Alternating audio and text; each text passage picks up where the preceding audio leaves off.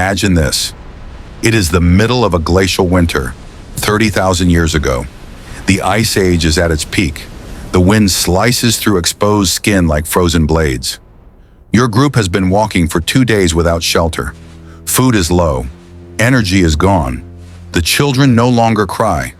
Not because they are calm, but because they are too weak. In the distance carved into the mountainside, you see it. A dark opening, a cave. To modern eyes, a cave means safety. But during the Ice Age, entering an unknown cave was one of the most dangerous decisions a human group could make. Inside could be predators, bears, wolves, lions larger than anything alive today. The air itself could kill you. Carbon monoxide, stagnant gases, no oxygen, total darkness, unstable ceilings, dead-end tunnels where a single mistake meant freezing to death just meters from the entrance. And yet, Ice Age humans entered caves, again and again, not by luck, not by instinct, but by method. Archaeology tells us something Hollywood never shows. These people did not stumble into survival. They engineered it. Before anyone entered, they observed the land. Where does the snow melt first? Where does it accumulate less? Where do animals gather during storms? Animals know things humans must learn to see. If reindeer rest near a rock formation, there is a reason. If birds disappear into a cliff at night, there may be warmth inside. But animal signs also warned of danger. Bear claw marks meant death. Wolf tracks that vanished into stone meant an active den. Nothing was ignored. When a cave was found, no one rushed in, never alone, never untested. Someone always stayed outside. If the explorers did not return, the group moved on. No rescue missions, no heroics. Next came the smoke test. Wet organic material was burned at the entrance. They watched the smoke carefully. If it flowed inward and stayed, the cave had poor ventilation, deadly. If it escaped through another crack, the cave had tunnels. Dangerous but informative. If the smoke rose upward and out, the cave was breathing. Only then did they continue.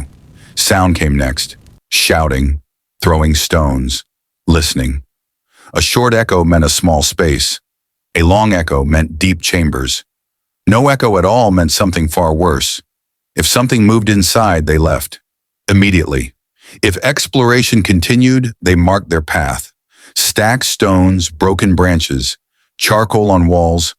Because inside a cave with no moon, no stars, no artificial light, darkness is absolute. You can turn around without realizing it. Walk deeper thinking you are escaping. Die 3 meters from daylight. Once a cave passed every test, the real challenge began. Living inside. Fire was the greatest danger. A large fire in an enclosed space does not keep you warm. It poisons you silently while you sleep. Ice Age humans understood this. Cave fires were small, controlled, placed near entrances where airflow was predictable. Soot patterns on cave ceilings confirm this. Never random, always calculated. When deeper heat was needed, they used hot stones. Stones heated outside, carried inside wrapped in animal skins, releasing warmth for hours without consuming oxygen. Primitive? No. Brilliant. But even then, mistakes killed. The wrong stone explodes when heated. A shard of rock can become a lethal projectile. Survival required precision. Caves were not uniform spaces. They were systems of microclimates. Near the entrance, wind, cold, fresh air. Deeper inside, stable temperature, but deadly darkness.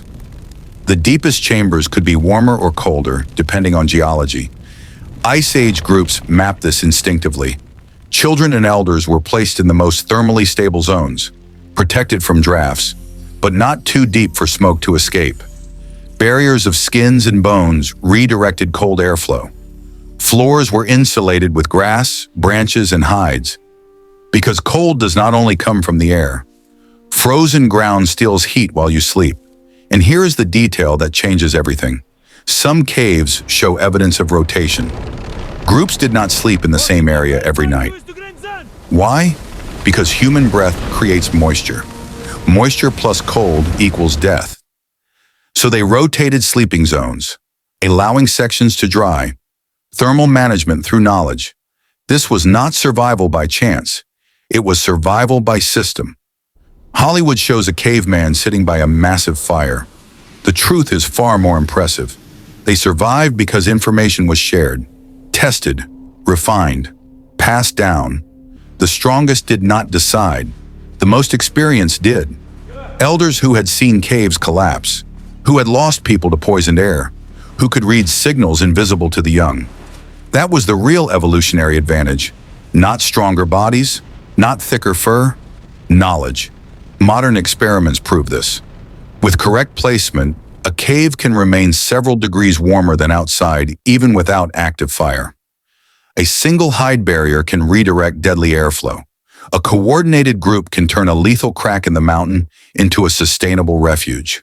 Without knowledge, the cave becomes a tomb. And here is the truth. The greatest Paleolithic invention was not fire, not the spear, not the wheel. It was informed cooperation. The scout who marks the exit. The elder who says, "Do not enter." The mother who organizes sleeping zones. The group that listens. Because during the Ice Age, knowledge was not power, it was life or death. 30,000 years later, you are here because they passed the test. Not by luck, by discipline, by memory, by method. And here is the question.